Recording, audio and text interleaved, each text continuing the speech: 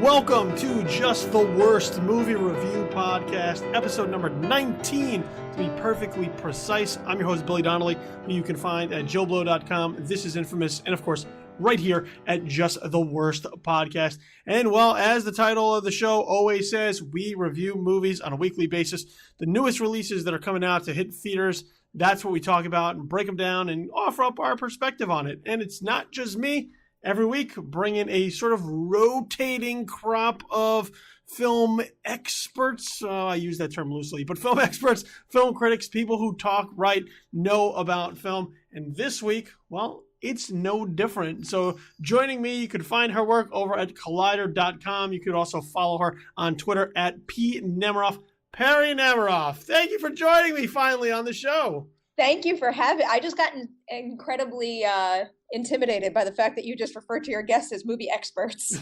Well, I'm glad you kind of retracted that a little bit. Well, we like to pretend. So, and you know, the way that we always put it forth is that everybody, in essence, is a movie critic. It's just more of us have outlets to share our opinions and take advantage of it. So it doesn't make us any different. It just means that we watch a ton of movies, and as a result, that is true. It took me a very long time in this industry to hit the part where I actually refer to this as my job. Yeah, even when you're just kind of in it, it's your job. You're just in it for a long time. You're doing a lot. And you're like, because you don't want to say it's your hobby, because then nobody will take you seriously. So you're just like, nope, this is what I do. And look, we, you know, as we always say every single week, because people always say, even the people that we bring on to the show, they're like, why am I on Just the Worst Movie Review Podcast? What does that say about me? What does it say about the show? We're self-deprecating, okay? Everybody else likes to lay claim to being the most fantastic, most amazing, greatest podcast ever. I really don't want to fight for that title that everybody has. So we're just going to go ahead and set the bar low and let you know kind of where we're coming from. That angle to it makes me feel much more comfortable than movie experts. See, there you go.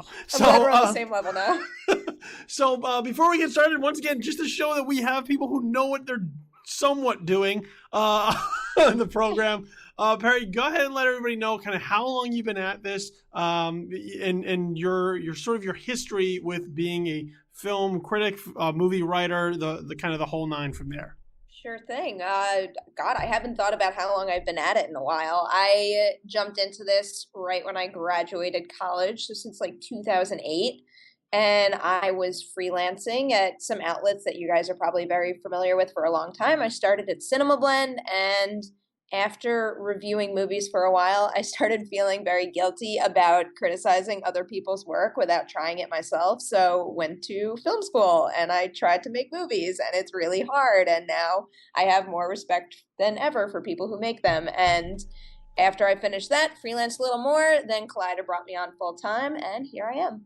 And here you are. And here you are here. We've been trying to connect for a number of weeks, and we just have never been on the same page. You always get me with one movie, but not the second one. I know, because we always try to make sure that we have a number of films that we could talk about. I mean, there are weeks when it's just one big film is dominating the landscape, you know, Star Wars. But there are other weeks where it's multiple films, and we want to try and give a well-rounded perspective for what's out there for everyone, not just for certain films. And yeah, I have found that it is incredibly difficult when we are booking critics to come on the show to find people who have seen most of or almost all of the films that we want to talk about. Sometimes we'll get like the majority, and it's like a gaping void that's left by the one that we didn't see. So this time, though, I just put out an open invitation to you, and I said, you tell me when you want to come on the show, and you tell me what film you want to talk about. And this was the one that you picked. And look, we have two films on the docket to talk about. One is the Coen brothers' Hail Caesar, and the other is this first film, and that's the one I'm going to start off with, because this is the one you were most emphatic about wanting to come on the show to discuss, and that would be Pride and Prejudice and Zombies. I'm a little embarrassed about that now.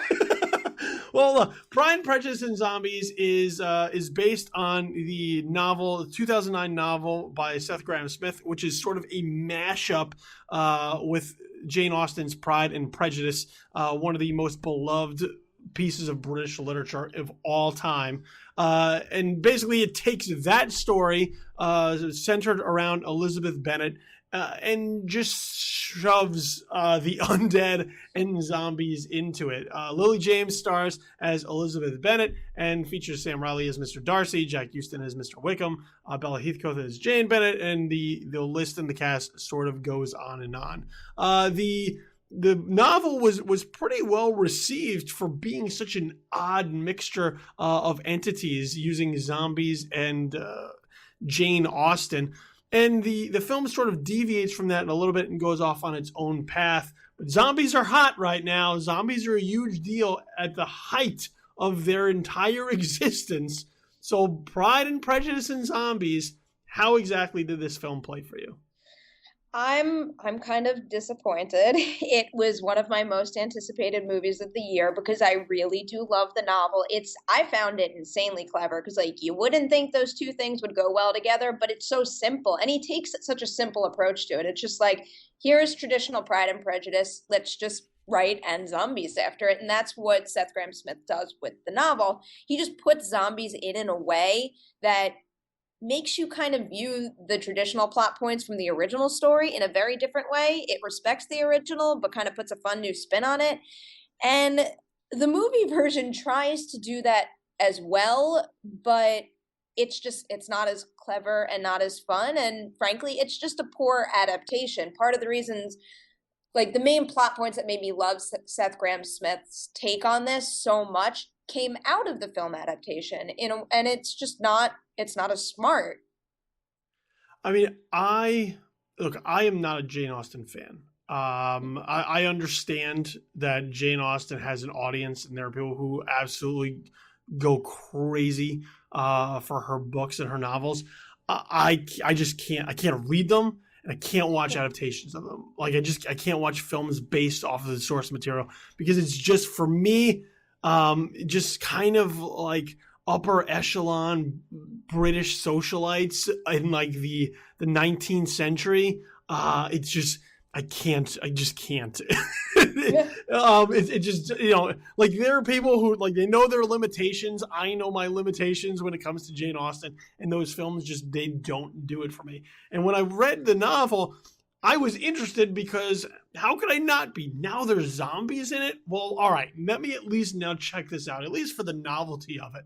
And while there is certainly a novelty element to the novel, Seth Grahame-Smith's novel does manage to do something with it, not just be like, well, haha, now there's zombies in it, and isn't that creative? So in that respect, I do like the novel, and here you have a film that does start to change a little bit of the story. It does start to morph a little bit to make it a little bit more formulaic as far as the story is concerned. But as far as just sort of the overall packaging, I wouldn't necessarily say that I was disappointed, because I think it was an incredibly difficult novel to bring to the screen without making it feel too ridiculous, almost feeling like a spoof in a number of ways. So you can either try and play it, wink, wink, nudge, nudge, which I think would work against it, or you could kind of go the way that they did here, which was to try and take it almost a little too seriously.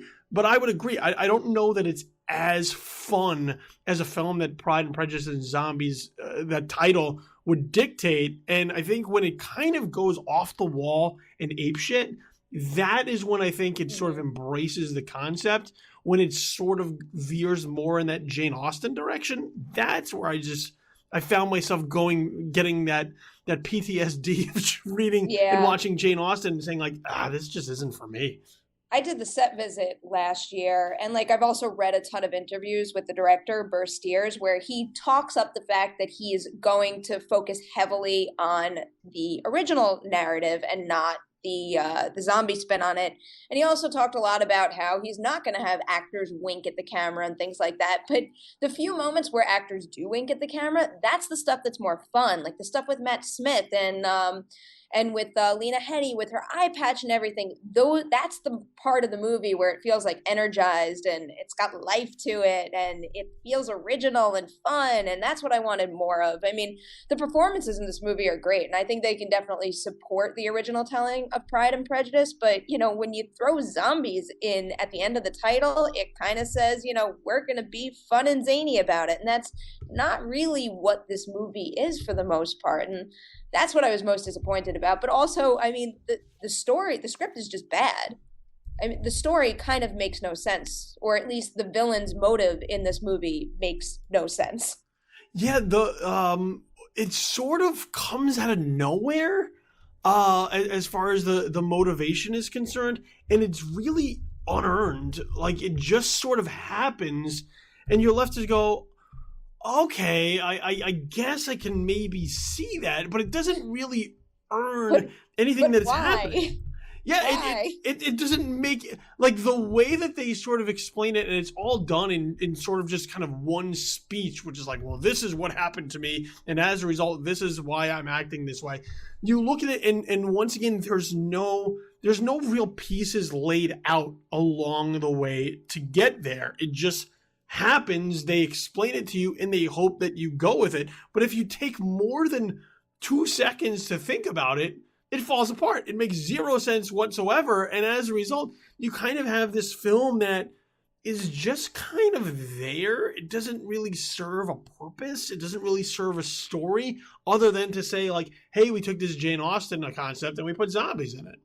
Well, where the film missteps is right at the beginning. I really did like the opening credits sequence. It's like some sort of like animation thing where they explain, but the problem is, it looks beautiful, but the problem is they explain kind of why the zombie apocalypse happened and how it's progressing, whereas the book doesn't do that. And, there's something to be said for, not explaining everything. And that automatically kind of soured the entire movie, where a lot of it is about, like, this happened in this location and the horde of zombies is moving in this direction. We didn't really need all that. Half the fun of this movie is just experiencing Pride and Prejudice and living with the Bennett sisters while they're surrounded by zombies instead of what their situation was in the original. And this kind of drags it down with all of those details. And then on top of it, it throws in the 4 horsemen of the apocalypse. Why? I don't really know. There's some pretty pictures, like really haunting frames with them in it, but I mean, do they serve any purpose at all? No, none whatsoever. They're just there so they could say, hey, look, the 4 horsemen are here, and then once again try to further explain the zombie apocalypse and their progression. One of the things that I think was jarring for me was, I think this is a PG-13, correct? It is. And normally I'm not one to harp on the ratings. I'm not one of those people who are like, oh, it's PG-13, it should be R, blah, blah, blah. Because I think the PG-13 rating does allow you to get away with a lot more now than it ever used to in the past. But with that being said, it's the violence that you would typically expect from a zombie film is incredibly toned down. To me, I found it distracting, because you could watch something on television right now that has zombies, that is bloodier and gorier than anything that you see in Pride and Prejudice and Zombies. And not to say that everything should be like The Walking Dead or look like The Walking Dead, because I got enough issues with that show as it is. But one of the things that they do is ground the zombies in a number of ways where it doesn't feel necessarily so cartoonish. Like, cartoonish zombies, I don't think add anything to a story. I think having zombies that you can genuinely be afraid of or find them to be somewhat dangerous is only an asset. And here, they just kind of exist to be fodder here and there, but there are no real cool zombie moments. Most of those moments happen just by having the protagonists be sort of just strong and badass, but there's no cool zombie kills. There's nothing you could really look at and say, like, oh man, did you see that? That was awesome. It kind of just feels flat, all those zombie moments. I wouldn't call the zombies cartoonish. I kind of like the design because one of the things that's really interesting about the book that the movie fails to kind of honor in the same kind of way is that in this version of the zombie outbreak, the zombies can retain some of their personality, which makes existing in that world and killing zombies a lot harder than it would be in, let's say, a Walking Dead.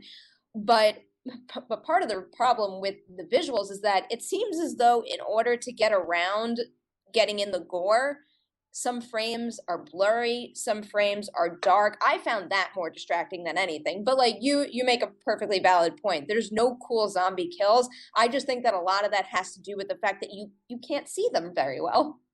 Yeah, I mean, look, I mean more cartoonish, not in necessarily the way they look. I think the way that they look are perfectly fine. They look like zombies. They fit exactly what you don't look at them and go, that's not a zombie. You look at them and go, no, that works with a zombie. And yeah, you have this certain conceit of having them retain some sense of their humanity while they're almost like 1 foot in each world. Like they're part human and part zombie at times until they start to go deeper into the transition, the transformation. I found that to be sort of an interesting spin and something original that most other zombie properties don't really examine. What I found more is like, even when you're just talking about shooting a zombie, just shooting a zombie in the head, which is something that they have here, you don't really have any headshots or anything like that. That would kind of be. Well, you have one solid headshot. And most of them are quickly cut away from. Or as you mentioned, there are. Or you're looking at it sort of from almost a zombie POV, maybe if they're on the ground looking up, as opposed to sort of being able to see the carnage and the destruction. And I think, I think that's one of the things that when people go into a zombie film, they're kind of looking for. And I think to kind of cheat that a little bit in order to sort of make it more amenable to a wider audience, I don't know that you're really doing Pride and Prejudice and Zombies any favors by trying to soften the horror aspect of it. Yeah. Well, they also missed out on. If they had other elements that were working better, I feel like they could have gotten away with less gore. But can I say a spoiler from the book? Absolutely. Well, the whole thing with Charlotte Lucas, I mean, they completely butchered that in this movie, where they took away the fact that she was bitten. In the book, she had a lot of motivation to go after Parson Collins and why she needed to do that and how that affected her relationship with Liz Bennet. And that doesn't happen in the movie. So there's really no purpose to that character at all. I also had a lot of trouble picking out the difference between Charlotte and the one who played Mary Bennet. Every time one of them was on screen, I thought it was the other. Yeah, there was somebody who was sitting like 2 seats down from me, who I very clearly heard having difficulty deciphering who all of the characters were. Look, it was strange for someone like me who's seen so many adaptations and has read both books. And I was on set. I should know the difference. It's something, the only way eventually I was able to tell the difference, and this is more so looking back than actually when I was sitting watching the movie, is the fact that Charlotte Lucas snores. I mean, that's how I was able to pick her out in 2 or 3 scenes. I mean, all the Bennett sisters really just sort of blend together. With the exception of Elizabeth Bennet, who obviously the focus is heavily on, but beyond that, a lot of it just sort of blends together. Now look, I know we're really sort of dragging this movie through the mud a little bit. I know. Look, I'm not saying that there aren't some spots that I didn't like. I think the chemistry between Lily James and Sam Riley was really solid. I like Sam Riley as Mr. Darcy. I think he plays it perfectly in this world, sort of being this at a distance character who he's sort of skeptical. He's got a cynicism to him. He's seen some shit. He's seen some shit in this world, and here he meets sort of this alpha female on the other side that you can tell he really doesn't know what to do with that character because he's used to sort of this this high society sort of personality. Like this is what he's dealing with all the time. So I thought their dynamic working off each other was really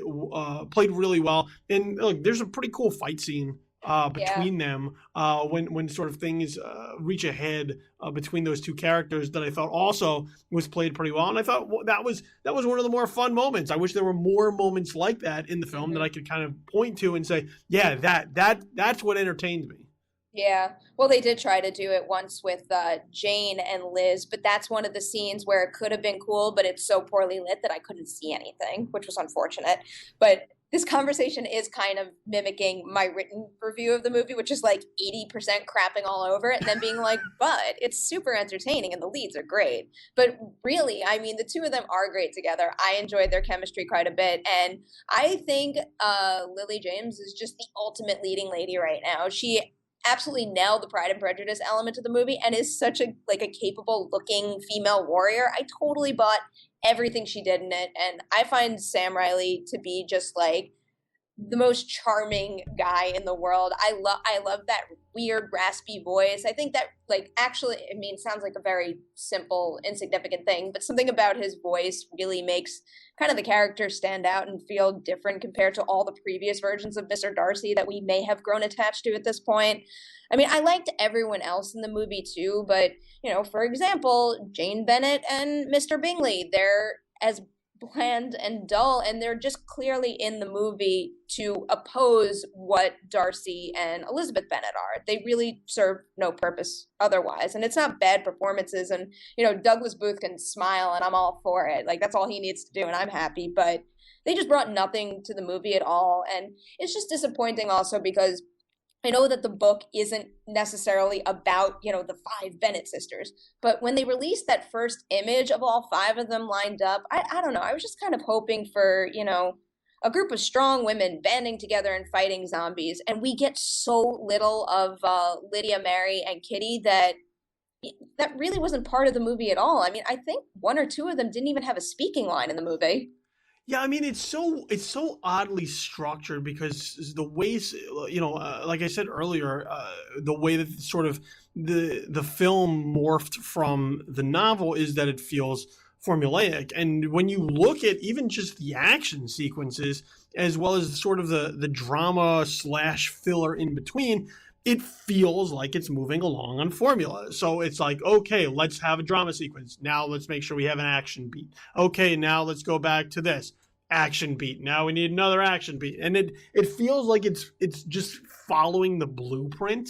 And as a result, I never felt invested in anything like this. I just felt like I was sort of going along for the ride. And that doesn't mean that I need every film to grab a hold of me, but I think it makes it a little bit easier to sort of accept everything that's going if you can at least hold on to some of the stuff and say, well, look, this character speaks to me, or I understand this character's mission or what they're going through. You don't really get a sense of that. And look, part of that may be the Jane Austen problem that I have, which is that sort of this whole world feels incredibly cold at times. And as a result, the Bennett family does feel cold. It's sort of out of the get-go with sort of Charles Dance as this patriarch speaking of how he raised his daughters in this time, and it all just feels it's not very warm. It doesn't really embrace you.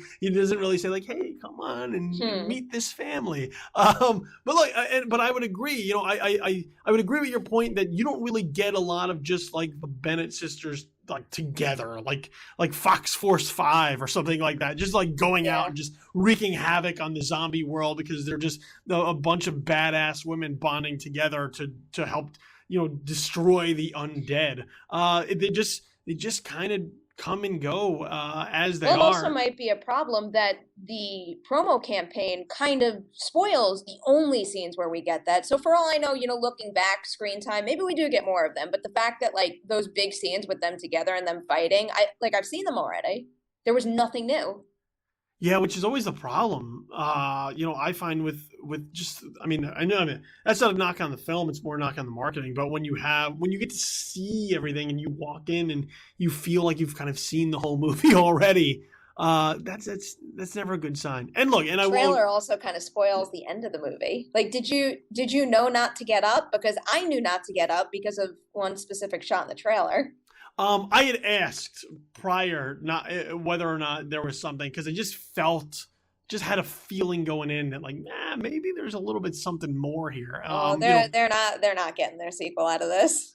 No, I don't know that they're going to. I mean, look, you never know. The film's moderately budgeted, so if the film makes something back on its own. Look, Screen Gems is known for sort of making lemonade out of clear lemons. Resident Evil franchise is built on that premise. Are they Underworld too? Who is Underworld? I don't know. Nor do I think I care. I put those in the same category. I mean, the Underworld and the Resident Evils, they should just cross over worlds and get it over with, and everybody might feel happy. But like, if the film opens with like a $20 million opening, which is what sort of those films do, and they're kind of like consistently every single time, then who knows? Maybe Screen Gems might come back and say, all right, we can follow this up. But I mean, look, and I'll also agree with you on Douglas Booth. That's a good-looking gentleman right there.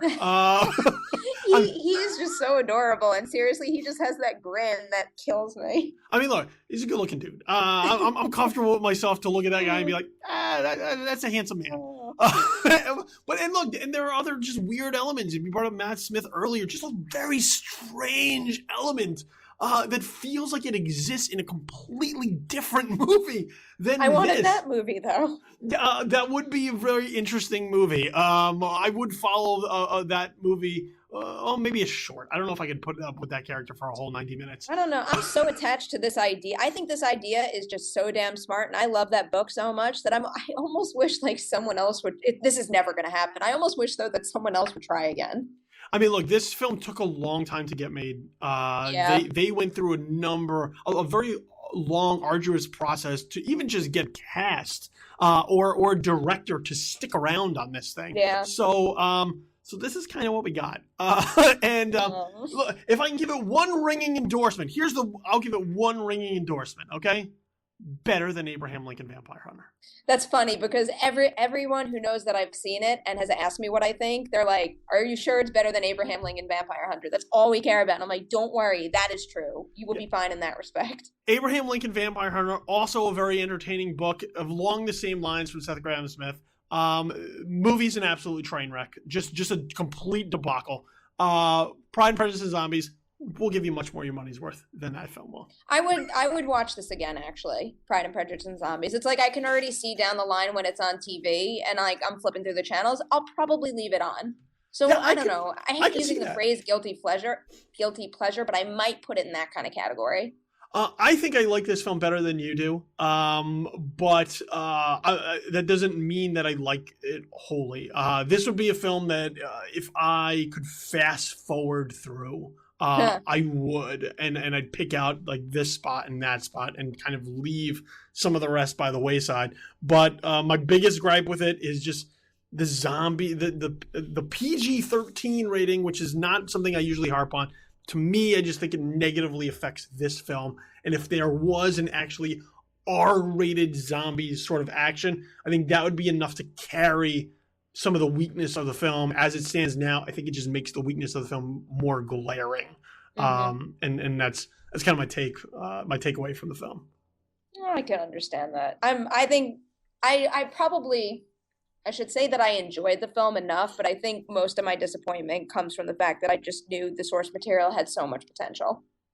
All right, so tepid positivity.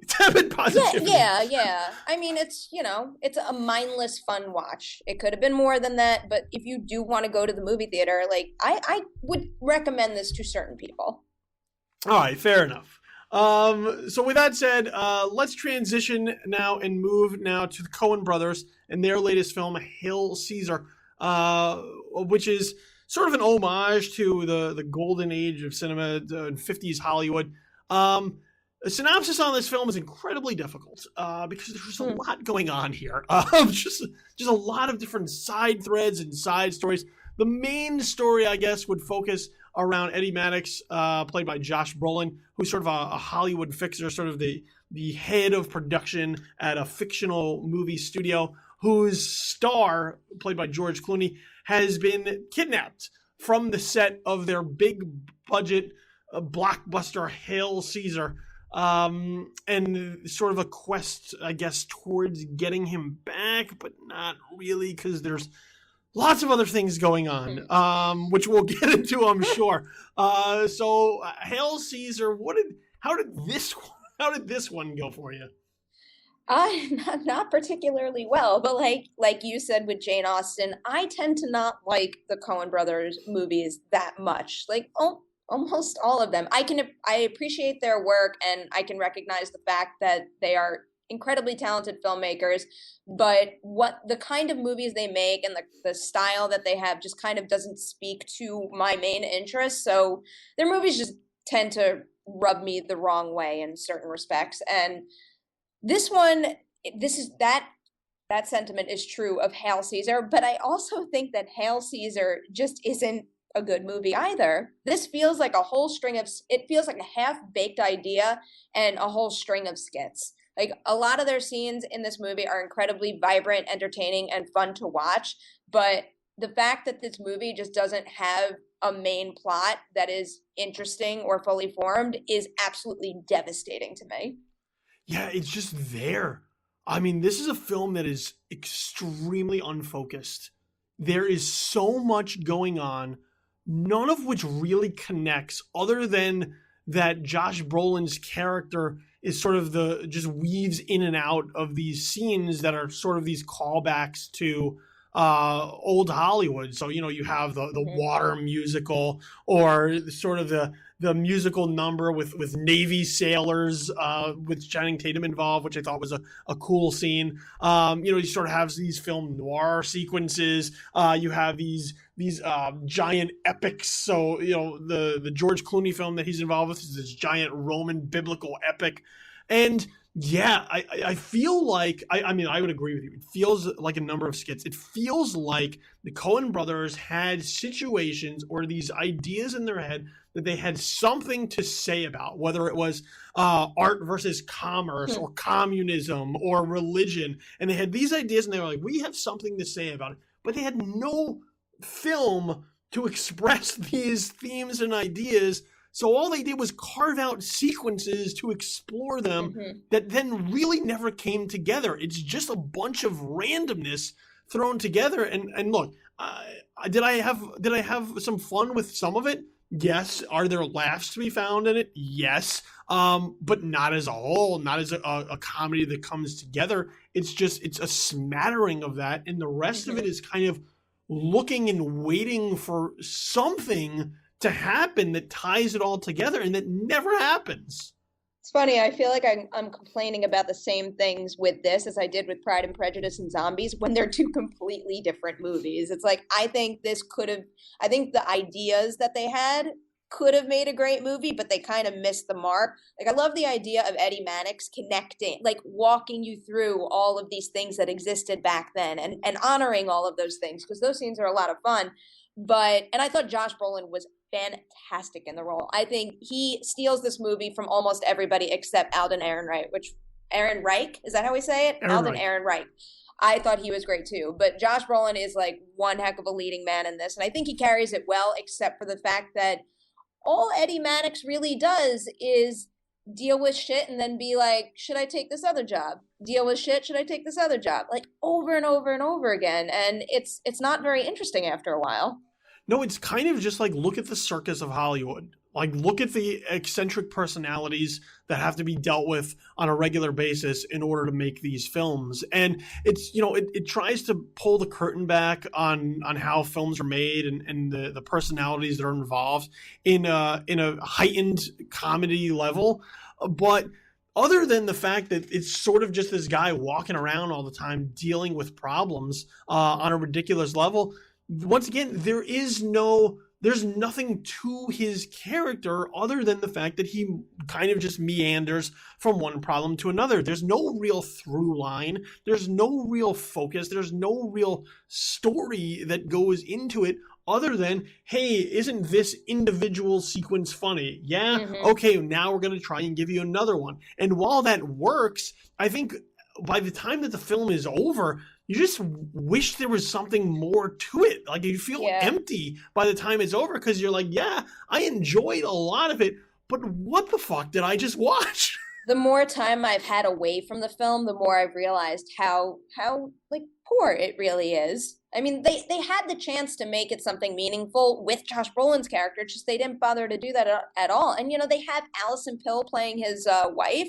Give me more of that. Let me know what his situation now and how it changing could have affected his family. Make him a person instead of just, you know, a cartoonish version of what someone in that job was like back then.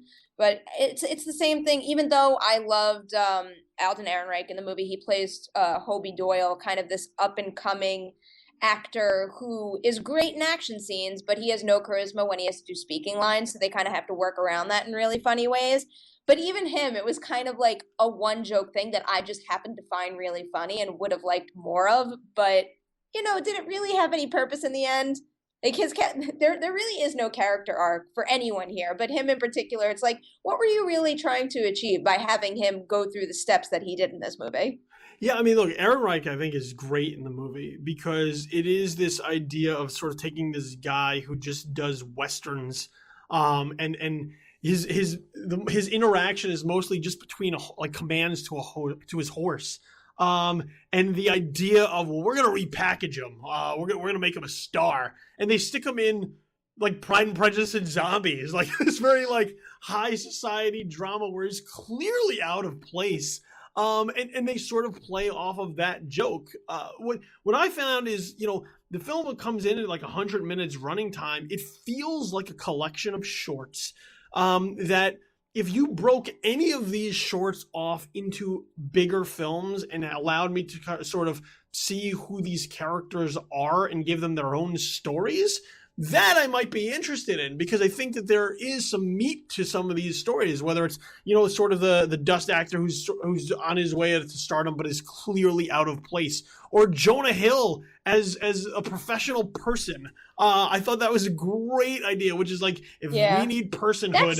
That's such a clever idea too. I would totally watch a movie about a professional person. He's a professional person. When the studio needs someone to step in for personhood, they go to this guy, and he's that reliable, and it's a great. I mean, it's such an interesting and unique idea. Mm-hmm. You know, Channing Tatum, I don't know what to do with that other than the fact that I thought it was a really fun sequence to watch. But beyond that, he gets more in the movie, and one does not connect with the other at all. And the main through line that is supposed to be sort of built around George Clooney, like that's what's presented early on as like, this is what this film is sort of going to be about. And then it just goes away from it in large chunks. And when it comes back to it, there's nothing really there to connect to. You just go, can we get more back to the zaniness of these other characters? Yeah. You know what scene I really enjoyed? The one with Frances McDormand. Frances McDormand as that sort had of me this... laughing like a solid 5 minutes after that scene was over. It's like we were on to another moment, but I'm still like the weirdo giggling in my seat by myself. Frances McDormand as sort of like this, what you would imagine like this old school editor would be, just sort of in the editing room with their cigarettes, plays a really smart gag. I don't want to give that one away. Yeah. Because it's the way it plays comes across just so well. But yeah, I just and look, I'm not one of those people who comes out and is like, Coen Brothers movie, oh, it's going to be amazing. Which I think there are a lot of those people out there, which is fine. You got an undevoted loyalty to the Coen Brothers. Go for it. But the Coen Brothers for me are hit and miss. I think when they work, their films come across really well. So like I'm a fan going early on to Raising Arizona or even Fargo and films like that. But then you'll have a film like Oh Brother, Where Art Thou, where I look at it and I go, not really doing it for me. And this is, I think, is another one of those type of films where I just look at and I go, yeah, did I have some fun with these sequences? Sure, but if I'm watching a movie as a film, not there at all for me, not one bit.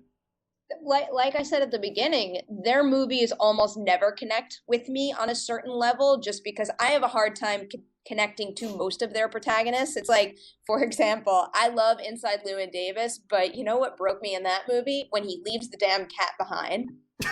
I'm like, you're such a jerk. I can't like you anymore. It's like little elements like that about the people that they tend to focus on. It just doesn't hit me the way that other movies that, strike a chord with me do. But this one I think is just not plain old, not very good. See, you know what they remind me of, what the Coen brothers sort of remind me of a little bit is my connection to Wes Anderson. I understand. You know what's funny? Guess who was at my screening? Wes Anderson. He was. I am not a Wes Anderson fan. I understand and can appreciate where other people really dig those films, but for me, it's just kind of quirky upper class white people, and the films are built sort of around their quirkiness, and I just can't stomach them because all those films are sort of the same. The Coen brothers, I think, are sort of similar in the way that they operate, which is they have a lot of quirky characters. I just find that they usually deal with a lower class of quirky characters, and as a result, I'm like, oh, okay, I can watch these people. These are a little bit more interesting. So in that respect, once again, I think they have a number of quirky characters here. All their films are sort of built on those quirky characters.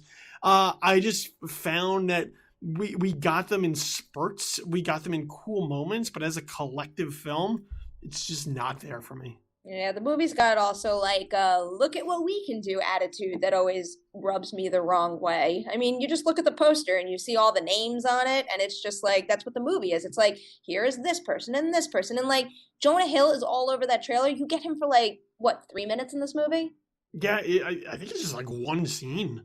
It is one scene. Yeah, it's just crazy. One really funny scene that I wish we got more of. I did enjoy Tilda Swinton quite a bit in this too. But again, I enjoyed her, but it felt like, look at what we can do with Tilda Swinton. Isn't that clever? Yeah, once again, you have sort of these characters that come and go, and just there's not a lot to them. And once you feel like the thing is that the film leaves you wanting more of them, and then never gives it to you. So it's the movie's just like a giant cock tease in that way, because you'll get a sequence and you'll be like, this is really funny. Okay, I want to see more of this character. And then you don't ever go back to that character for the next half hour. And then you're stuck with sort of these, not stuck, but you move to this other character, and once again, it builds them and builds them and builds them, and you go, oh, that was really funny. I want to see more of it. And then it just transitions to somebody else. So I feel like the key to this would have been to maybe take out all the George Clooney stuff and to actually make this Josh Brolin's movie in a way where it really did feel like he was walking you from one soundstage to the other.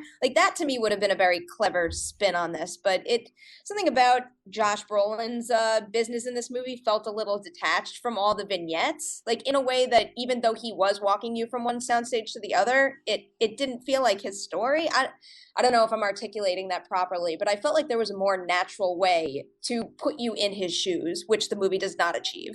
No, I mean, I would agree. I think there is something there to sort of having this guy just almost a day in the life, where once again he's moving through and you're hitting different sound stages, and you're running into these different productions and the issues that come with them, and then it kind of come back to him. I think the Clooney stuff is the weakest stuff. I think the communism stuff is the weakest link in the whole chain of Hail Caesar, and plus it takes you out of the studio. Mm-hmm. It's the only thing I think that exists that is really outside of the studio. Even when you're talking about sort of this one sequence with Hobie Doyle, they're still going to a premiere. So it's still sort of within the entire studio model. And the Clooney stuff just yanks you right out of the studio stuff, and that I think is the best stuff. So yeah, I would absolutely agree that if you took the Clooney stuff out,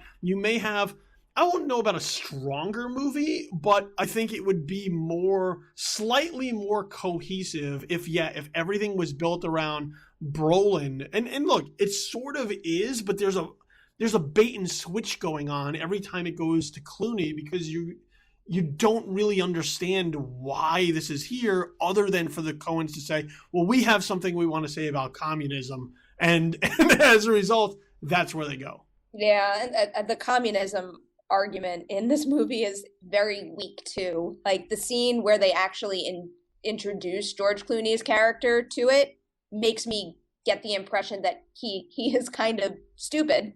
And I found that very frustrating. And also, I couldn't stand the fact that when they tried to introduce you to all the communists, it's like 10 of them at once. Like, we're supposed to remember these faces, but there's so many of them that it's just not possible. Yeah, I was like, oh, Fisher Stevens. It's like a reason, that to me was like a reason for them to be like, cameo, cameo, cameo, cameo. Yeah, other than that, like, just the communism part doesn't work. Look, the other stuff does. There's stuff that works. It just works individually. Actually, I found Alex Karpovsky popping up very amusing. There was something about that I found very funny.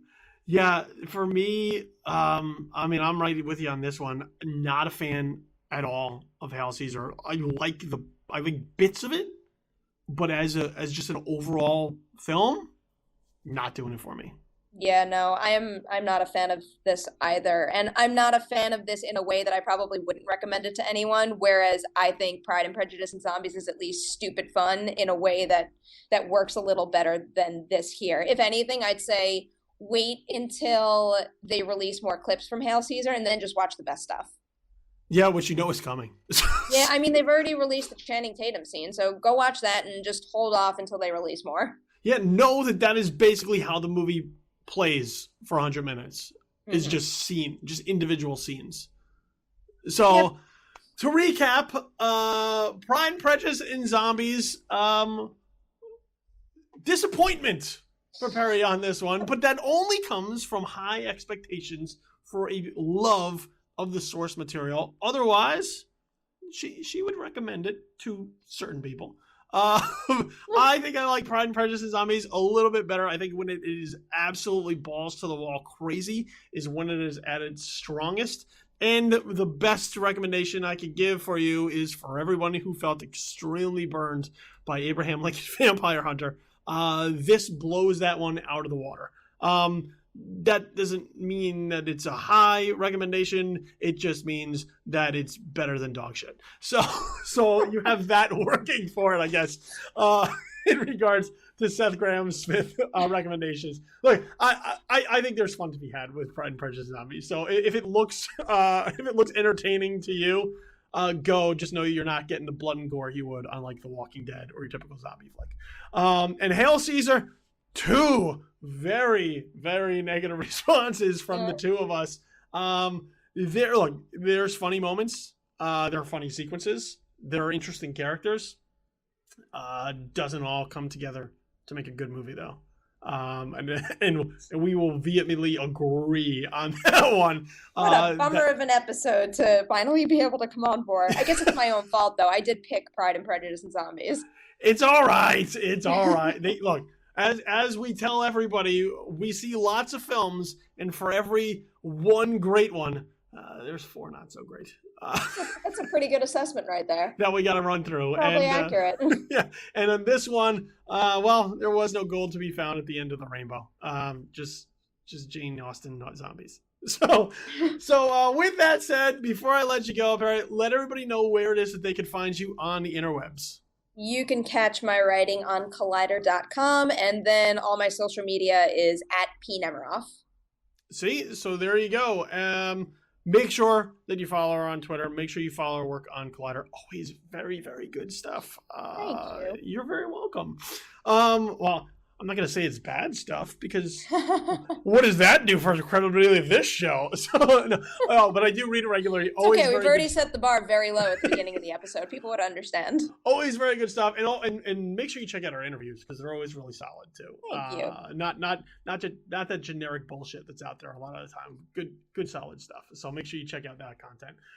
Make sure you follow all our social media accounts as well. Hit up the Twitter at JTW Podcast. That's the official Twitter handle of Just the Worst Podcast. You can also follow us at Tis Infamous. So that would be the This Is Infamous Twitter handle at Tis Infamous. We're bringing it back. And you can follow me there as well at Infamous Kid. Over on, for all my just rambling musings and stream of consciousness, over on Facebook, facebook.com/justtheworstpodcast, facebook.com/tisinfamous, facebook.com/Billy the Kid. All the podcasts you can find at soundcloud.com. So soundcloud.com, do a search for Just the Worst Podcast, and all of our various shows and episodes will be up there. Also on YouTube, all of our podcasts are now on YouTube, if that's the way that you choose to get your media. Even though it's all just sound, you won't see our talking faces there. But on YouTube, you will be able to get the podcast. So just check out the This Is Infamous YouTube channel, and all those podcasts are available for you. Follow my work, JoeBlow.com. This is Infamous, and right here at Just the Worst Podcast. And I'll be back next week with another critic to talk about something else. I think it's Deadpool. For our next episode. So with that said, I want to thank my guest, Perri Nemiroff. Make sure you check out all her work out there. It's been great and a pleasure having you here. We'll do this again in the future for something that you like. So for Perri Nemiroff, I'm Billy Donnelly. This has been Just the Worst Movie Review Podcast, episode number 19. Find something good out there to watch. There's plenty to see if you look hard enough. Until next week, though, have yourself a pleasant, immediate future. We're out. Peace.